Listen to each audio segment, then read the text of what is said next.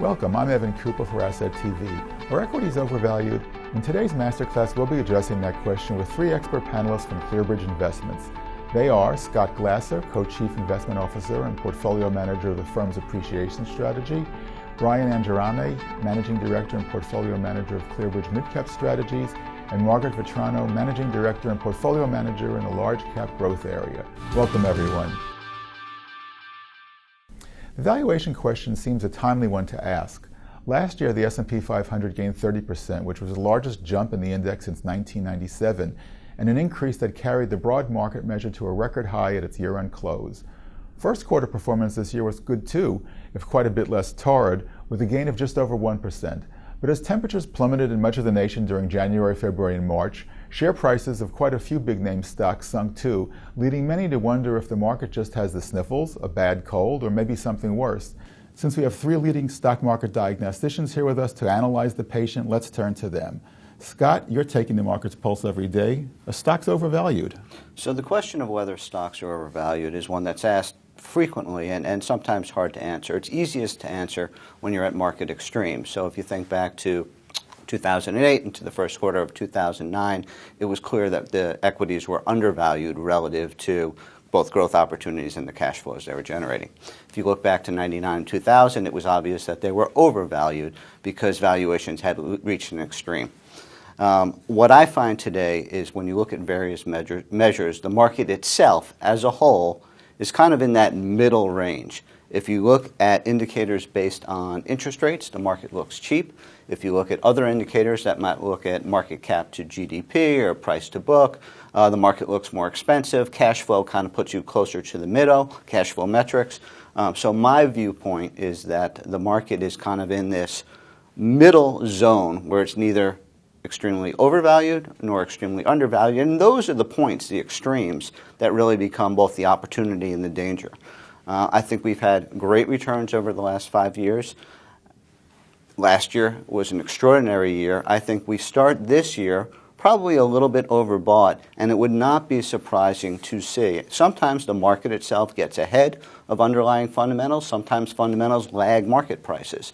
I think at this point, the market itself, returns are probably a little ahead of the underlying fundamentals, and we're in a period of time this year where my expectations are that returns will be more modest and the fundamentals will kind of catch up to where stock prices are. So good year, but much more modest year as we go forward, and valuation as a whole, not an extreme and fair. The question is, are there parts of the market that have gotten over expensive or parts of the market that have gotten cheap? And so don't view the market as a whole. Look underneath the hood, so to speak, and see where there are opportunities or where there may be dangers.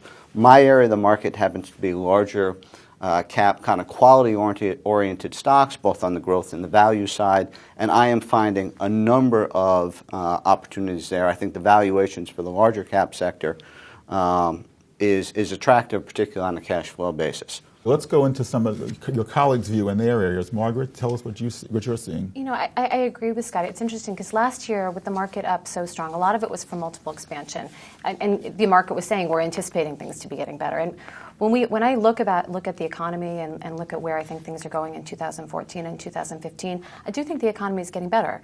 I think unemployment's getting a little bit better. I think Washington seems to be working well with each other.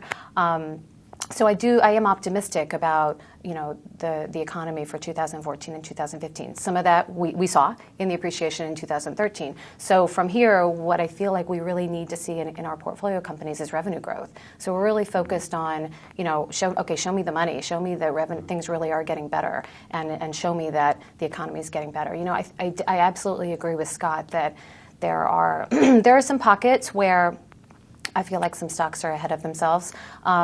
Those are names that we like the businesses, but we're kind of taking a wait and see. And maybe in this recent pullback, we'll get an opportunity to add to those and be kind of better and better positioned. The volatility is actually really good for long-term investors because if you know what you want to own at the right price, then you can kind of step in when you see that volatility and take advantage of it.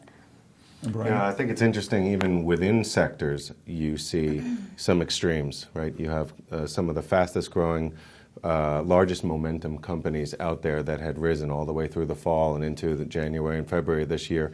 and the market decided all of a sudden that that was enough. That these stocks had run very far, very fast. But some of their competitors or peers, if you will, had not participated in that run, and those stocks have kind of gone sideways during this period. And I think the market's doing what it does best, which is to correct, if you will, imbalances or extremes. So now we're in this kind of level period, and you said there are opportunities. How do you determine the value where the opportunities are? So Scott, let's start with you. So people use different metrics to determine value, and what I found is that over time you really need to use multiple metrics to determine whether a stock is overvalued or undervalued. And let me kind of start with this premise. The process of doing valuation on a stock is kind of a blunt exercise. It's not precise. I wish it was precise. I wish there was a mathematical formula that we could plug in and it says stock XYZ is worth $50. That would be beautiful. It doesn't exist. Okay, so you use various metrics to get an idea of value. And I think various metrics is the right way to approach it. Personally, my favorite metrics tend to focus more on cash flow than anything else. I found that a useful tool, but it depends on the sectors. Different sectors, you use different metrics, and they're more useful. What I think is equally important, and maybe even more important, and at ClearBridge we do this not only with portfolio managers, but throughout the research process, is that for every stock that we're thinking about, when it comes to valuation, we're setting up kind of a base case scenario, an upside scenario, and a downside scenario. And so we really want to do sensitivity analysis around the various valuation metrics. And that's really what provides insights into, okay, if I'm right, where do I think the upside? If I'm wrong, what's the downside? And you always, as an investor, want to be trying to measure, and it's hard, the upside opportunity and the downside exposure if you're wrong. And I think we do that particularly well at ClearBridge. It's kind of instilled in the processes of all the different portfolios and the research team. So I think that exercise, sensitivity analysis around valuation, is equal to more important to the actual valuation question.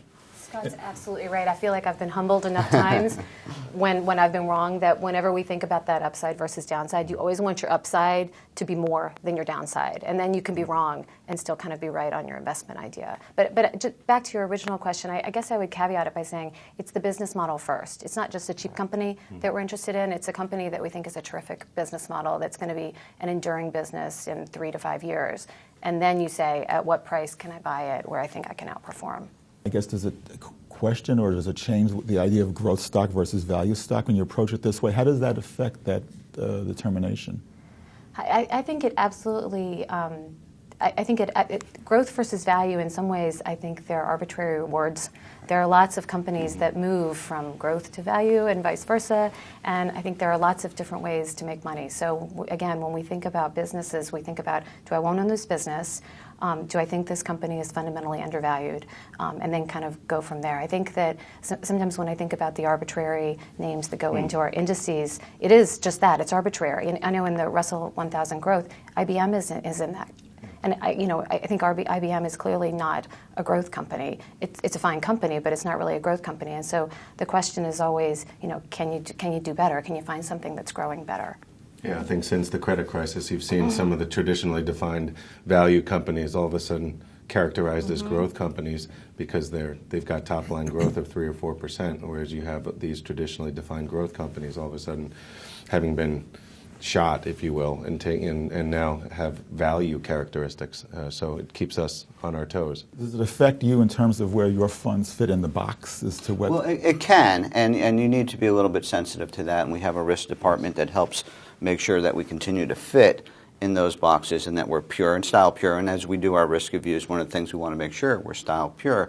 But I think the concept of value versus growth, what we're saying as it's defined from a style box, can be misleading sometimes, and we try to be sensitive to that. So what my colleagues are saying is they may find something that is part of their index that is considered a growth stock, but in their minds it's more value. And then the challenge is, can I find a better stock that I really truly believe has growth characteristics at a reasonable at a reasonable price. So we have always believed that you need to be a little bit mindful of what's in your index, but that's not what determines our stock selection. That's not what determines our portfolio. As a matter of fact, we've really pushed over the last several years, in a concept we may talk about later, towards making sure these portfolios are quite different from the underlying index and have what's called high active share. In other words, the stocks that we're making bets on and have conviction and done the research on may or may not either be in the index or may be similar to the index.